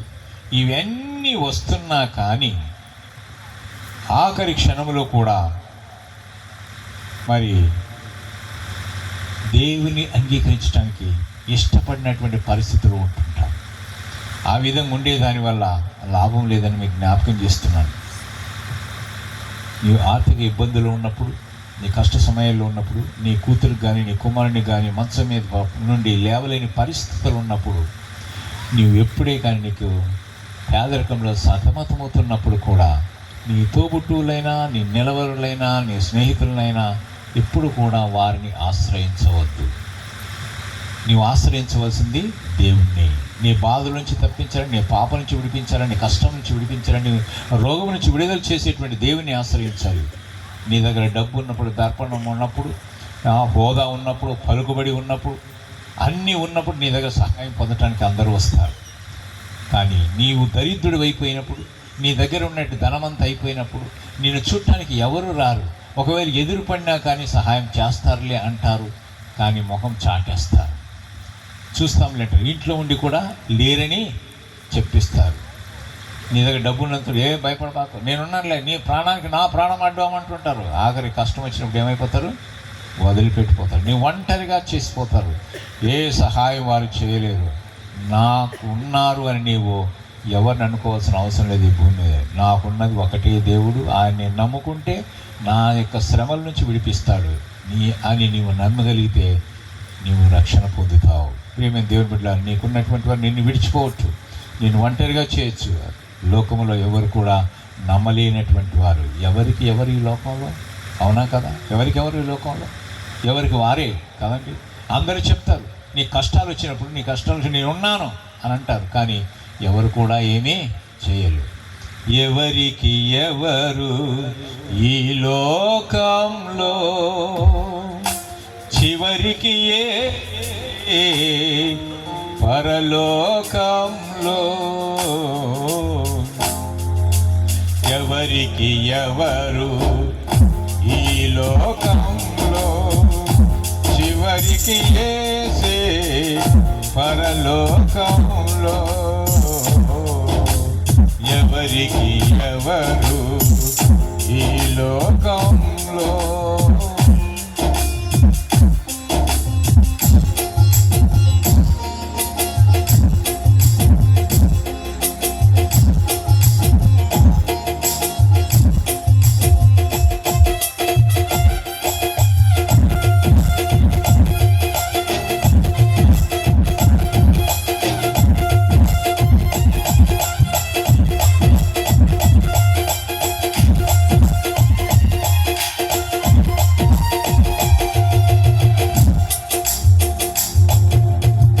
ఎవరెవరో ఎదురవుతుంటారు, ప్రాణానికి నా ప్రాణము అంటారు.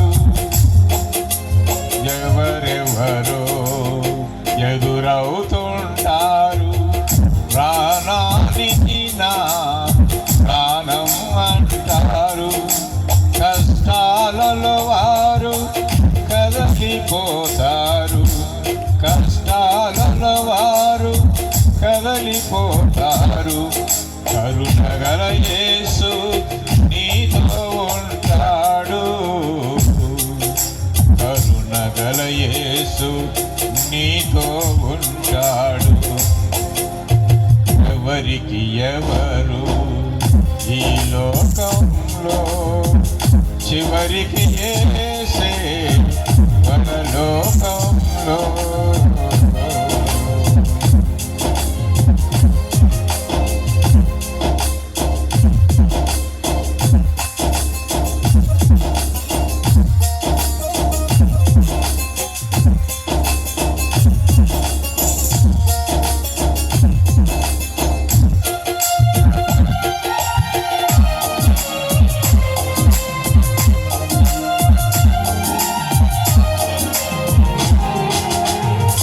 ధనము నీకుంటే అందరూ వస్తారు, దరిద్రుడమైతే దరికెవ్వరు రారు.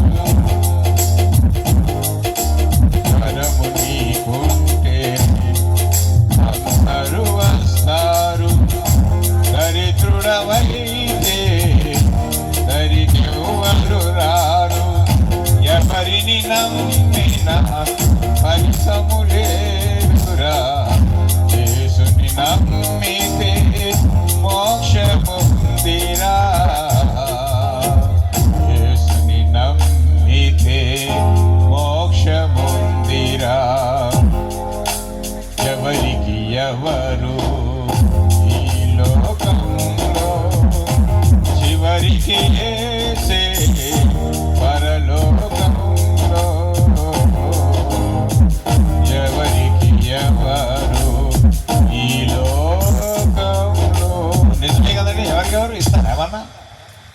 అందరు చెప్తారు మాటలు, చాలా మాటలు చెప్తారు, కానీ కోతలకు వస్తారు, కానీ ఎవరు సమయానికి వచ్చి ఎవరు లేరు. నువ్వు కష్టంలో ఉన్నప్పుడు ఏమిస్తారా? నీ దగ్గర డబ్బులు బాగా ఉన్నప్పుడు, పలుకుబడి ఉన్నప్పుడు అందరు నీ దగ్గర బెల్లమనంతసేపు ఈగలు వచ్చినట్టు అందరూ వస్తారు. నీ దగ్గర అన్నీ దరిద్రుడైపోయినప్పుడు పెట్టడానికి ఏం లేదు, మొహం కూడా దాటేసుకొని పోతారు. కనుక లోకం విషయాలు ఎవరిని నమ్మటానికి లేదు. నమ్మదగిన వాడు ఒక్కడే, ఎవరైనా యేసు క్రీస్తు వారు. నీవు ఆయన నమ్మితే, నీ హృదయపూర్తిగా నమ్మితే, ఆయన నీ కోసమని ఈ లోకానికి వచ్చినాడు నమ్మితే, నీ పాపాల విషయం ఆయన మరణించి మరణం జయించి తిరిగినా లేచినాడు నీ నమ్మగలిగితే, ఈరోజు రక్షణ నీవు పొందగలుగుతావు. ప్రియమైన దేవుని బిడ్డలారా, మరి అలాంటి దేవుని నీవు అంగీకరించాలని ఇష్టపడుతున్నావా? కన్న తల్లి ప్రేమ కన్నా మిన్నయ్యైనటువంటి ప్రేమ నీకున్నటువంటి వారందరూ కూడా నేను విడిచిపెట్టిన వ్యాధులు కానీ బాధలు కానీ అవన్నీ కూడా చీకటి వల్ల నిన్ను కమ్ముకున్నప్పటికీ కూడా, ఆపదలన్నీ కూడా సముద్రం యొక్క అలల్లాగా నీ మీద వచ్చి పడుతున్నప్పటికీ కూడా వాటిలన్నిటి నుంచి విముక్తి చేయగలిగినటువంటి విడిపించగలిగిన శక్తివంతుడైన యేసయ్య ఉన్నాడు. ఆ యేసయ్యను అంగీకరిస్తే ఆయన ప్రేమ కలిగిన వాడు నువ్వు ఎంత ఘోర పాపినైనా క్షమిస్తాడు. నువ్వు తిరుగుబోతువైనా, తిండిబోతువైనా, వ్యభిచారమైనా, దొంగవైనా, లోపివైనా, ఎటువంటి వాడివైనా కానీ, నువ్వు ఎటువంటి దానివైనా కానీ ఆయన ప్రేమించి నిన్ను క్షమిస్తాడు. ప్రేమైన దేవుని బిడ్డలారా, నువ్వు పాపంలో జీవిస్తున్నావా, కష్టాల్లో ఉన్నావా, నష్టాల్లో ఉన్నావా, రోగంలో ఉన్నావా, సమస్యలు ఉన్నావా, దుఃఖంలో ఉన్నావా, అనారోగ్యంలో ఉన్నావా, జీవితం మీద విరక్తి పుట్టి నా బ్రతికింతే ఇంక నేను బతకడం వేస్ట్, నేను చచ్చిపోతే బాగుండునని ఒక నీవేళ తీర్మానం ఆ విధంగా నీ హృదయంలో ఉన్నదేమో, అటువంటి వాటిలన్నింటినీ కూడా తొలగించేటువంటి యేసయ్య ఉన్నాడు. ఆ యేసయ్య నీవు ఈ రాత్రికాలంలో నీవు ఒప్పుకొని నమ్ముకుంటే, పాపంలో ఒప్పుకుంటే ఆయన నిన్ను రక్షించి నీకు శాంతిని, సమాధానాన్ని, సంతోషాన్ని అనుగ్రహిస్తాడు. ఈరోజు ఈ వాక్యం వింటున్నటువంటి మీరు, మీ కుటుంబం ఎలాగున్నది? ఆదర్శమైన కుటుంబంగా ఉందా? ఆశీర్వదించబడినటువంటి కుటుంబంగా ఉందా? సమస్యలతో కూడినటువంటి కుటుంబంగా ఉందా? విచ్ఛిన్నమైన కుటుంబంగా ఉందా? శాంతి సమాధానాలు లేనటువంటి కుటుంబంగా ఉందా? ఏ విధంగా ఉంది? నీ కుటుంబం గురించి ఒకసారి ఆలోచన చేయి. యేసు ప్రభువు లేనటువంటి ఇల్లు అది ఎటువంటిదంటే నరకముతో సమానం. యేసు ప్రభువును కలిగినటువంటి ఇల్లు సంతోషకరమైనటువంటి ఇల్లు. జక్క ఇంట్లోకి యేసు ప్రభు వచ్చినప్పుడు రక్షణ వచ్చింది. యేసు ప్రభు ఏమి చెప్పకపోయినా జక్కయ్య లేచి ఏమన్నాడు? నేను ఎవరి దగ్గర అన్యాయంగా తీసుకున్నట్లయితే వారు 4 గంటలు చెల్లిస్తాను, నా ఆస్తిలో సగభాగము ఇస్తాను. అంటే రక్షణ ఆ ఇంటికి వచ్చింది. ఈరోజు నువ్వు ఈ రాత్రికాల సమయంలో నువ్వు ఏ వేదనలో ఉన్నావో, ఏ సమస్యలో ఉన్నావో, ఏ కష్టంలో ఉన్నావో, ఏ నష్టంలో ఉన్నావో, నీ హృదయం చితికిపోయినటువంటిదిగా ఉందేమో, నీ ఆలోచనలన్నీ కూడా చెడిపోయినటువంటిగా ఉన్నాయేమో, నా బ్రతుకింతే, నేను ఇంతే, నన్ను ఎవరు మార్చలేరు, నన్ను ఎవరు బాగు చేయలేరని విసిగిపోయినటువంటి పరిస్థితుల్లో ఉన్నా కానీ ఈరోజు రాత్రికాల సమయంలో దేవుడు నిన్ను స్వస్థపరచడానికి, నిన్ను బాగు చేయటానికి, నీకు మేలు చేయటానికి, నీ ఉపకారం చేయటానికి, నిన్ను రక్షించటానికి, నిన్ను విమోచించటానికి, నీ పాపాలు క్షమించటానికి ఆయన సిద్ధంగా ఉన్నాడు. ప్రేమైన దేవుని బిడ్డలారా, ఆయన నీ కోసం ప్రాణత్యాగం చేశాడు. దయచేసి అందరూ లేచి నేర్పుదాం. దేవుడు గొప్పవాడు. నీ జీవితంలో నీవు ఏమి కోరుకుంటున్నావో నాకు తెలియదు, నువ్వు ఏ సమస్యలో ఉన్నావో నాకు తెలియదు, ఏ సమస్యలు గుండావో నువ్వు వెళ్తున్నావో నాకు తెలియదు, నీ యొక్క కుటుంబంలో ఏ సమస్య ఉందో నాకు తెలియదు. ఒకవేళ నీ ఉద్యోగం చేస్తున్నటువంటి అయితే, నీ ఉద్యోగం ప్రమోషన్ లేకపోయినట్లయితే, నీ ప్రమోషన్ రాకుండా ఏదైతే అడ్డుపడుతూ ఉంటుందో వాటిలన్నిటి నుంచి కూడా విడిపించేటువంటి దేవుడు కనుక యేసు నామములో అది తొలగిపోవును గాక. నీ ఒకవేళ బిజినెస్ చేస్తున్నట్లయితే, వ్యాపారం చేస్తున్నట్లయితే, నీవు అభివృద్ధి చెందకున్నట్లుగా అడ్డుపడేటువంటి ఆ సాతాను శక్తులు యేసు నామములో తొలగిపోవును గాక. నీ పిల్లలు భవిష్యత్తు విషయంలో నువ్వు చింతపడుతున్నావేమో, నా పిల్లలకు వివాహము కాలేదని, మరి మంచి సంబంధాలు రాలేదని, సంబంధాలు వచ్చి కూడా అవి జతకూర్చబడలేకపోతున్నాయేమో, అటువంటి సమస్యలను యేసు నామములో తొలగిపోవును గాక. నీ ఆర్థిక పరిస్థితులు కుంటుపడుతున్నాయేమో, ఆ సమయంలో కూడా అటువంటి కుంటుపడుతున్నటువంటి సమస్యలన్నీ యేసు నామములో తొలగిపోవును గాక. అందరు కళ్ళు మూసుకుందాం. దేవుని సన్నిధిలో ఒక నిమిషం పాటు మనము ఆయనను వేడుకుందాం. ప్రభువా, నీవు నిజమైన దేవుడని నేను తెలుసుకుంటున్నాను, నీవు నా రక్షకుడని నేను తెలుసుకుంటున్నాను, నీవు విమోచకుడని నేను తెలుసుకుంటున్నాను. నా కుటుంబంలో శాంతి లేదయ్యా, నా కుటుంబంలో సమాధానం లేదయ్యా, నా భర్త తాగుబోతుగా ఉంటున్నాడు, నా భర్త తిరుగుబోతుగా ఉంటున్నాడు, నా భర్త చెడు అలవాటు కలిగి ఉంటున్నాడు, మత్తు పదార్థాలకు ఆ యొక్క బానిస అయిపోయి ఉంటున్నాడు. ఇదిగో రక్షణ లేనటువంటి పరిస్థితిలో నా కుటుంబము సతమతమైపోతూ ఉంటుంది అని నీవు ఈరోజు నువ్వు ఆ విధంగా బాధపడుతున్నావేమో. ఒకవేళ అటువంటి పరిస్థితి నీకు ఉన్నట్లయితే ఆయన రక్షించడానికి, మిమ్మల్ని విమోచించడానికి వచ్చినటువంటి దేవుడు సిద్ధంగా ఉన్నాడు. ఆయనని ఎప్పుడైతే నీ హృదయంలోనికి ఆహ్వానిస్తావో ఆయన నిన్ను క్షమిస్తాడు. యేసు ప్రభువు నాకు కావాలి, అటు గొప్ప దేవుడు నాకు కావాలి, నన్ను నా కోసం ప్రాణం పెట్టినట్టు దేవుడు కావాలి అనేటువంటి ఎవరైనా కానీ ఇక్కడ ఉన్నట్లయితే తమ హస్తాలను పైకి చూపించినట్లయితే వారి కోసం ప్రార్థన చేస్తాను. ఎవరైనా ఉన్నారా? ఎవరైనా ఉన్నట్లయితే ఆ చేతులు ఎత్తినటువంటి దయచేసి ముందుకు రండి, మీకోసం ప్రార్థన చేస్తాం. సిగ్గుపడకుండా ముందుకు రండి, వారి కోసం మేము ప్రార్థన చేస్తాం. ఎవరైనా కానీ, ఏ సమస్యలు ఉన్నా కానీ మీరు ఇక్కడికి వచ్చినట్లయితే మీకోసం ప్రార్థన చేస్తాం. యేసయ్య నాకు కావాలి అనుకున్నటువంటి వారు సిగ్గుపడాల్సిన అవసరం లేదు. ఆనే నిలబడి నన్ను ఏమనుకుంటారు, నేను పడిపోయిన స్థితిలో ఉన్నాను, నన్ను గురించి ఏమనుకుంటారని నువ్వు బాధపడాల్సిన అవసరం లేదు. అమ్మ, దేవుడిని ఆస్వాదించిన కాక, దేవుడిని ఆస్వాదించిన కాక, నీకు ఏ రోగంలో ఉన్నా, ఏ సమస్యలో ఉన్నా, ఏ ఇరుకులో ఉన్నా, ఏ ఇబ్బందిలో ఉన్నా కూడా నిన్ను విడిపించడానికి యేసు ప్రభువు వారు సిద్ధంగా ఉన్నారు. ఇంకా ఎవరైనా ఉంటే ముందుకు వచ్చినట్లయితే వాళ్ళ కోసం మేము ప్రార్థన చేస్తాం. ఆఖరి యొక్క అవకాశం ఈరోజు రాత్రి గతించిపోయిందంటే రేపు నీవు ఉంటామో లేదు. రాలిపోయే పువ్వు వంటిది జీవితం. రేపు మనం చూస్తామో లేదో, రేపు మనది కాదు. ఇదే రక్షణ దినం, ఇదే గొప్ప అనుకూలమైనటువంటి సమయం. ఈ సమయాన్ని వృధా చేసుకుంటే నీవు నష్టపోతావు. అమ్మ, మిమ్మల్ని దీవించను కాక దేవుడు. ఇంకా ఎవరైనా త్వరగా రావాలి. త్వరగా వస్తే మీకోసం ప్రార్థన చేసి ముగించేస్తాం. ప్రేమ కలిగిన మా దేవా, నీకు వందనాలు, స్తోత్రాలు చెల్లిస్తూ ఉంటున్నాను. ఇదిగో ఏ సమస్య వచ్చినారో నాకైతే తెలియదు, కానీ వీళ్ళు చేరి వచ్చినటువంటి వారు, ఇక్కడ ముందర నిలబడినటువంటి వారిని ఒకసారి జ్ఞాపకం చేసుకోండి అయ్యా. వాళ్ళ హృదయాల్ని పరిశీలించండి అయ్యా. వాళ్ళ హృదయ లోపాలన్నింటినీ తొలగించండి అయ్యా. వాళ్ళ శరీరంలో ఉన్నటువంటి రోగములన్నింటినీ స్వస్థపరచండి అయ్యా. ఈ రాత్రికాల సమయంలో వాళ్ళు ఒక తీర్మానం చేసుకుని ఉంటున్నారు. ఆ తీర్మానాన్ని మీరు స్థిరపరచమని వేడుకుంటున్నాం. పూర్వం దయగల దేవానికి స్తోత్రాలు చెల్లిస్తున్నాం. వారి కన్నీళ్ళు మీరు జ్ఞాపకం చేసుకోండి. వాళ్ళ హృదయ భారాన్ని మీరు జ్ఞాపకం చేసుకోండి ప్రభా. వాళ్ళ హృదయ భారాన్ని మీరు జ్ఞాపకం చేసుకుని వాళ్ళ హృదయ భారాన్ని మీరు తొలగించమని వేడుకున్నాం. భారం మోసుకున్న సమస్త అని నీవు పిలుస్తూ ఉంటున్నావు. ఆ విధంగా ఈ ప్రజలందరినీ మీరు జ్ఞాపకం చేసుకోండి ప్రభా.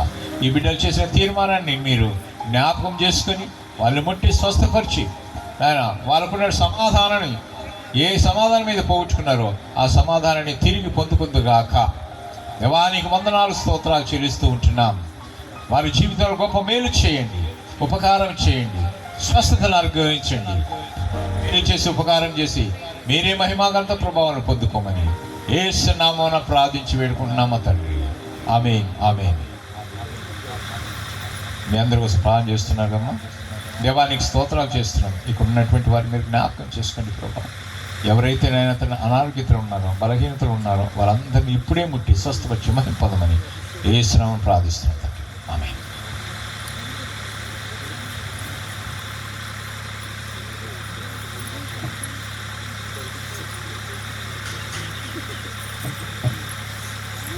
అందరం కూర్చుందాం. కొన్ని ప్రకటనలు ఉన్నాయి. ఇప్పటి వరకు దేవుడు, పరిశుద్ధాత్మ దేవుడు మనందరితో మాట్లాడినటువంటి కుటుంబాలు కట్టుకోవడానికి, భార్యాభర్త సత్సంబంధాన్ని స్థిరపరిచేటువంటి వాక్యమును దేవుడు ఈ 2వ రోజు సభలో మనకు అందించాడు. చబలగొట్టి ప్రభునామాన్ని ఒకసారిగా మహిమపరుద్దాం. దేవునికి స్తోత్రం కలుగునుగాక. హల్లెలూయా.